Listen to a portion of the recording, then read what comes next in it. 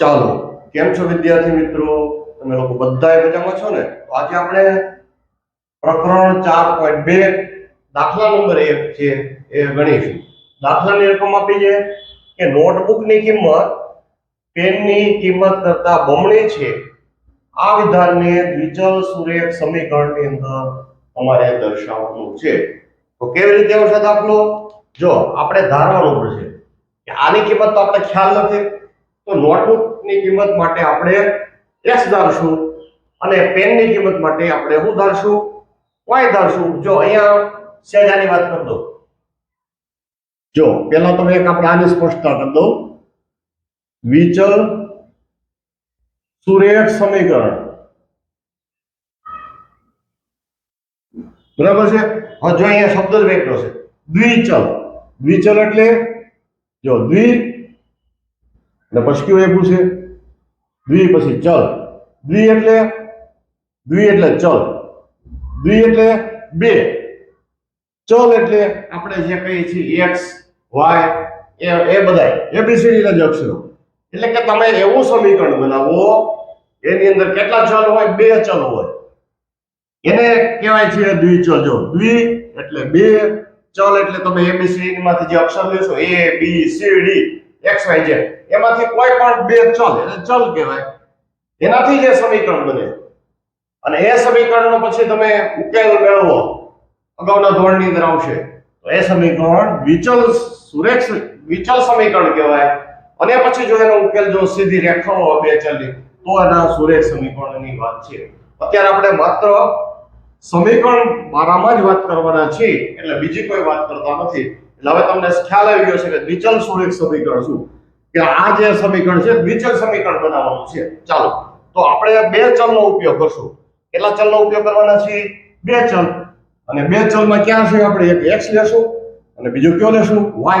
ચાલો, તો આ જે છે તમારા ચલ જે છે અને આનો ઉપયોગ કરી અને દાખલો ગણવાના છે. ચાલો, હવે આપણે આપ્યું છે નોટબુક. તો ધારો કે નોટબુકની કિંમત આપણને ખબર નથી, તો એના માટે શું ધારશું? બરાબર રૂપિયા. નોટબુકની કિંમત x રૂપિયા. અને બીજું શું છે? પેન. પેનની કિંમત માટે શું ધારશું? બીજો ચલ કયો જે છે આપણે? y. પેનની કિંમત માટે આપણે પેનની કિંમત બરાબર y રૂપિયા. કે નોટબુકની કિંમત x રૂપિયા જે છે અને પેનની કિંમત કેટલી છે? y રૂપિયા જે છે આપણે ધારી. હવે આપણે લખ્યું છે નોટબુકની કિંમત પેનની કિંમત કરતા બમણી છે, એ લખશું. હવે નોટબુકની કિંમત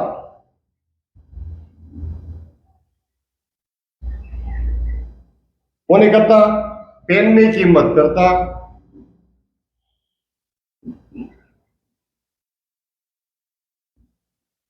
કેવી છે?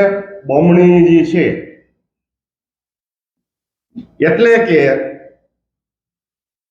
આ લખશું બમણી કિંમત એટલે કે બે ગણી કિંમત. બે ગણી કિંમત. જો આ બમણી કિંમત માટે આપણે સ્પષ્ટ કે ભાઈ બમણી કિંમત એટલે બે ગણી. એટલે બે ગણી કિંમત એટલે જે તમારા સમીકરણ હોય ને કેટલા વડે ગુણશો? બે વડે. બે ગણી કિંમત એટલે બે વડે ગુણવાનું, કે જે તમે લોકો સમજી શકો છો. હવે આપણે જોઈએ તો નોટબુકની કિંમત, તેથી કરીને આપણે લખશું કે ભાઈ નોટબુકની કિંમત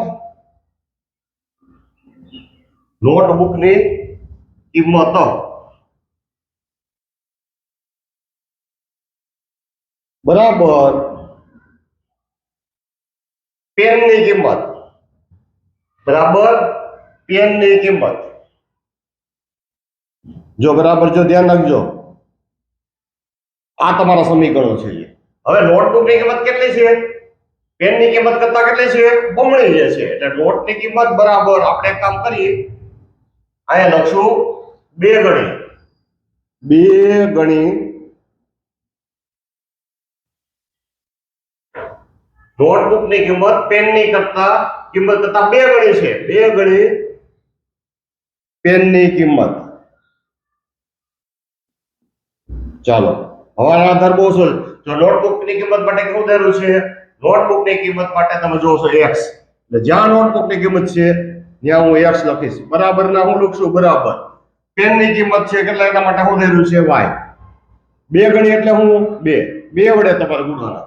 એટલે 2 વડે ગુણી આ પેનની કિંમત જે છે એના માટે તમે શું ધાર્યું છે?